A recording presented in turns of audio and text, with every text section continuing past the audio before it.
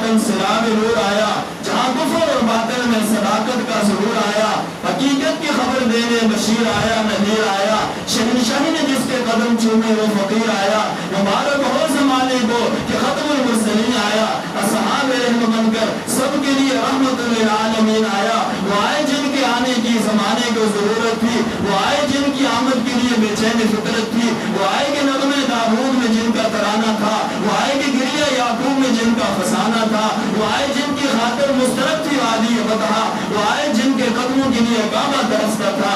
اللہ رب العزت نے آپ کو اتنا بلند مقام عطا فرمایا، اتنا بلند مقام عطا فرمایا، سارے مفسرین سارے محدثین کہتے ہیں میرے آقا مدنی صلی اللہ علیہ وسلم کی سیرت اعلیٰ، صورت اعلیٰ، کردار اعلیٰ، جو جماعت آپ سے جڑی، اللہ رب العزت نے آپ کا انتخاب کیا اور آپ کے ساتھ انہی یاروں کا انتخاب کیا جن کو اصحاب رسول کہتے ہیں۔ میں آپ سے پوچھتا ہوں، ہر ایک بندہ کہتا ہے میری جماعت کے لوگ بہت اعلیٰ ہیں، بہت اچھے ہیں، تعریف ہر بھی کرتا ہے۔ مجھے بتاؤ امام الانبیاء صلی اللہ علیہ وسلم کو اللہ نے کیسے صحابہ عطا فرمائے، کیسے دوست عطا فرمائے جن کے بارے میں قرآن کہتا ہے، جن کے بارے میں قرآن مجید میں ہے محمد رسول اللہ والذین معہ اشداء علی الکفار رحماء بینہم۔ یہ صحابہ کرام آپس میں یکجان تھے، کیا تھے؟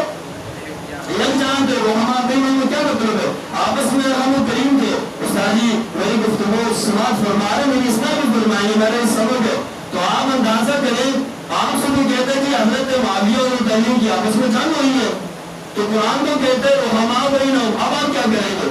تو ہم نے قرآن کی مان لی ہے، یہ الگ بات ہے کہ ان میں آپس میں بات بڑی